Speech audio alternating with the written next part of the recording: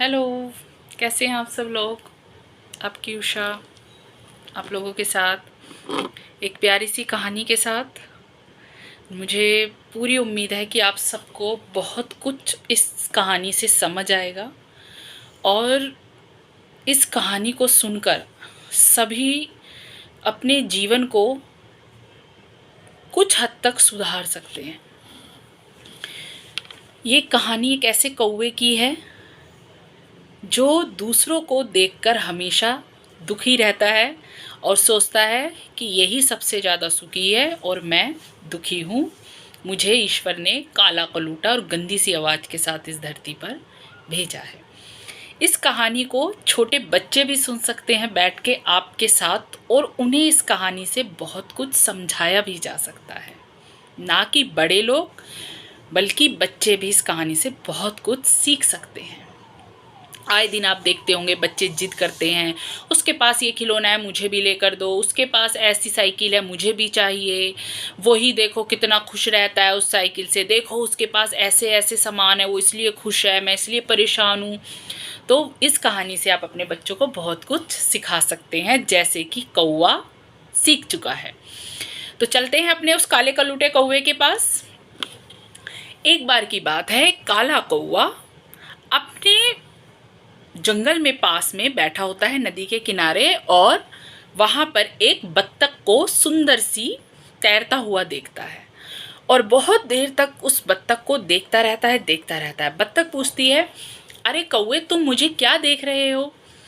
कौवा कहता है, तुम कितनी खूबसूरत हो ना, कितना सफ़ेद रंग है तुम्हारा, कितनी सुंदर लगती हो, तुम तो सबसे भाग्यशाली हो, भगवान ने तुम्हें कितना सुंदर रंग दिया है।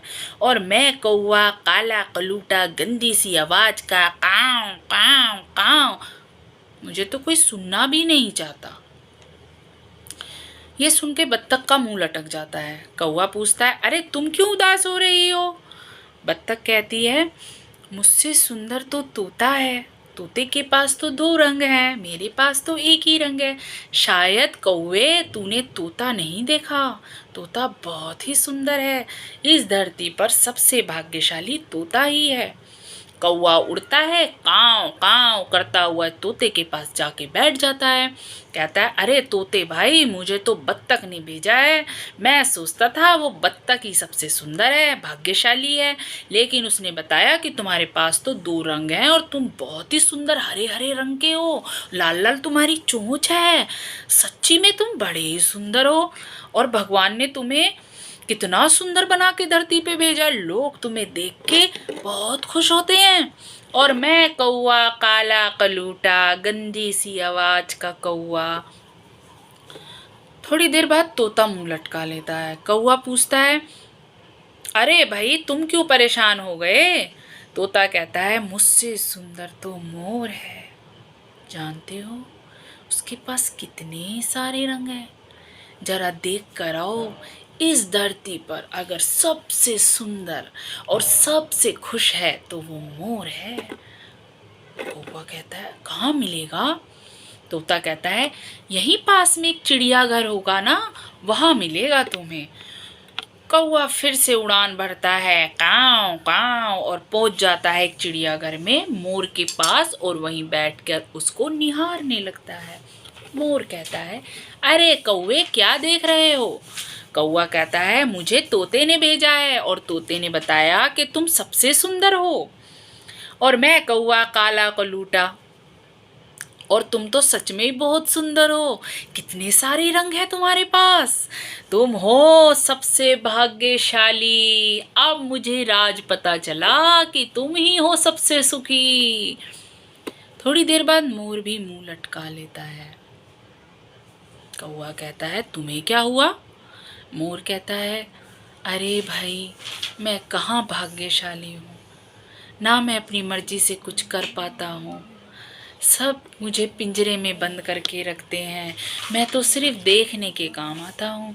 देखो इस चिड़ियाघर में जितने भी सुंदर सुंदर रंग बिरंगे पंछी हैं, सबको पिंजरे में बंद कर डाला है। भाग्यशाली तो तुम हो, आसमानों में उड़ते हो, जब चाहे बारिश में नहाते हो, जब चाहे जो खाते हो और अपनी आज़ादी से जीवन को जीते हो, हमारी तरह नहीं कि पिंजरे में कैद रहते हो। तुम हो भाग्यशाली, हमें मत समझो, मैं तो मनहूस हूँ, मनहूस। मेरी खूबसूरती ही मेरी दुश्मन है। कौवा समझ जाता है कि ये अपनी खूबसूरती से परेशान है। इसका मतलब सब एक दूसरे को देखकर परेशान हैं। मेरा काला कलूटा रंग ही सबसे अच्छा है और मैं इस रंग से ही अपने जीवन को अच्छे से जी सकता हूँ।